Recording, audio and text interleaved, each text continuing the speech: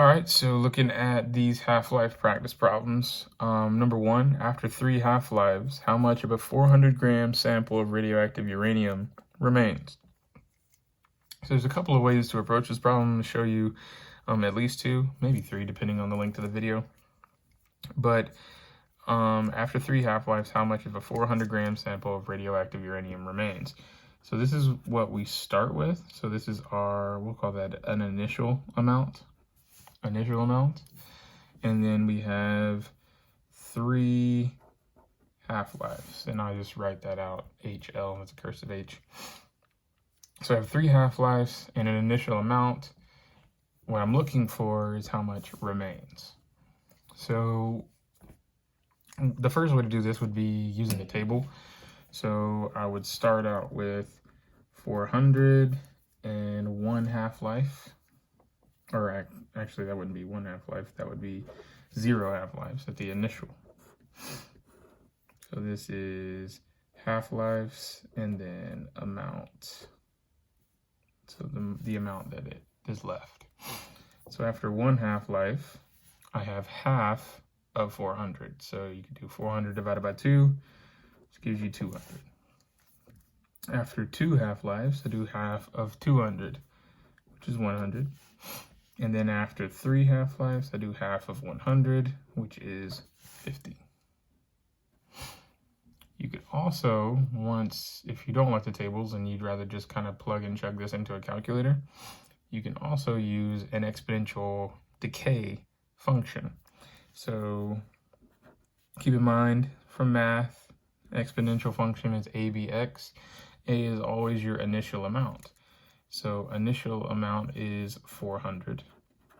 For these types of problems, these half-life problems, B is always going to be 0.5. And then your X is the number of half-lives. So 3 half-lives. So if you plug it into this formula, 400 because that's my initial, 0.5 because it's a half-life problem, and 3 because that's the number of half-lives, it'll get you your remaining amount. And when you plug this into your calculator or do the calculations, you'll find that the answer is 50 grams still. So either way works, table and using the formula. Number 2, after 4 half-lives, 10 grams of uranium remains. How much did you start with? So now I'm missing A, or the initial. So if I was going to use the table, I don't know how much I started with. So if this is half-lives and the amount remaining, I don't know how much I started with. But I do know after 4 half-lives, I had 10 grams remaining. So now that means I have to work my way back. So before 4 came 3.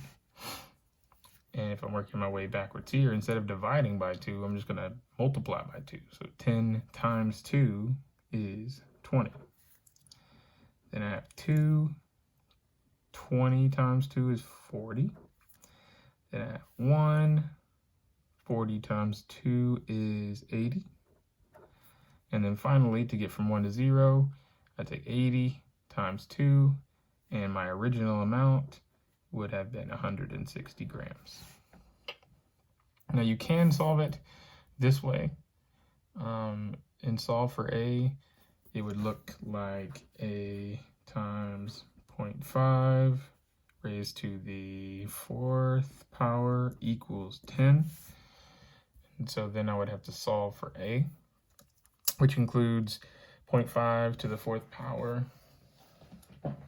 I'll work that out for you. You'll quickly see that the table is definitely the way to go. But 0.5 times 0.5 times 0.5 times 0.5. And then if you take 10 and divide it by whatever that gives you, it'll find A, which will be 160.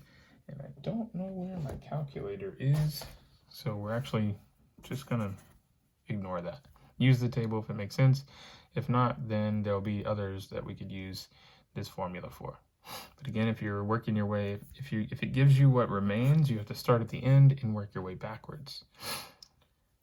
Number 3, How old is an artifact if 4 half-lives have occurred and the half-life of carbon-14 is 5,730 years? So here we're just talking about how old is it. We're not saying how much remains or how much did we start with. We just want to know how old is the artifact if it has undergone 4 half-lives and each half-life is this long.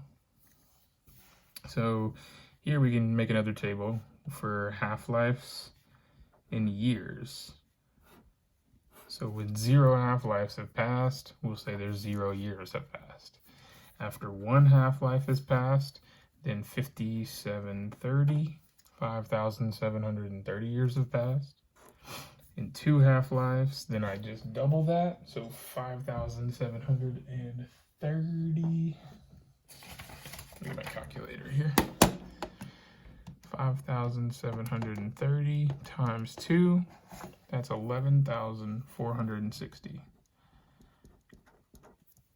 Then 3 half-lives would be,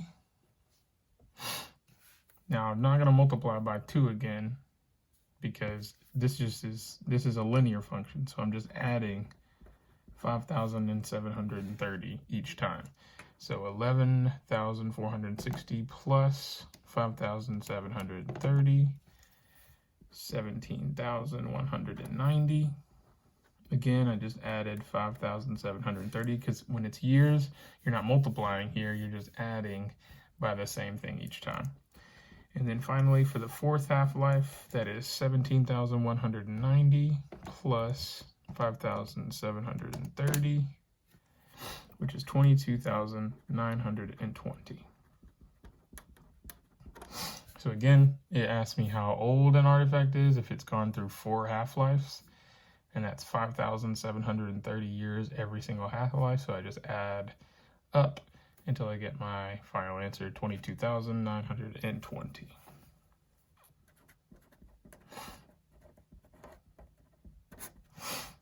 Number 4.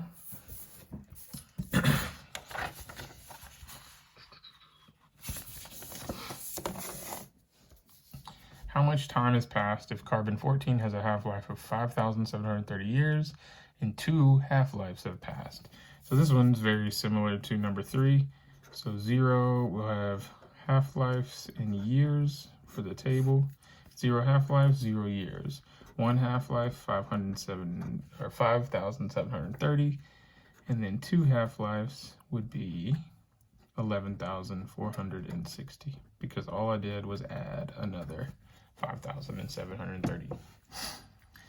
So this answer is 11,460 years. Number 5, a rock that originally had a mass of 1 gram now only has 0.5 grams. How old is the rock if the half-life of uranium is 4.5 billion years? So the original, now we have years and amount left, and then half-lives here. So now we're kind of combining multiple tables here. Ooh, that's an HL. So 0 half-lives had 0 years, which meant I have all of it, so 1 gram remaining. After 1 half-life, 4.5 billion years, so billion years, have passed. And then to find how much is left, I do 1/2 of 1. So 1 times 0.5, or 1 divided by 2, which gives you 0.5 grams. And if you look back at your question, it says when you have 0.5 remaining, how much time has passed? Well, we can tell 2 things. We can say 1 half-life has passed, and 1 half-life in uranium years is 4.5 billion years. So the answer is 4.5 billion years. In other words, in order for 1 gram to decay into 0.5 grams, it will take 4.5 billion years. Number 6, the radioisotope radon-222 has a half-life of 3.8 days. So every 3.8 days, half of it is gone. How much of 10-gram sample of radon-22 would be left after 15.2 days? So here we have probably the most difficult kind of problem. We have to figure out how many half-lives are in the increment of time that they give us, and then make the table for that many half-lives. So the first thing to do was say, okay, we have 15.2 days,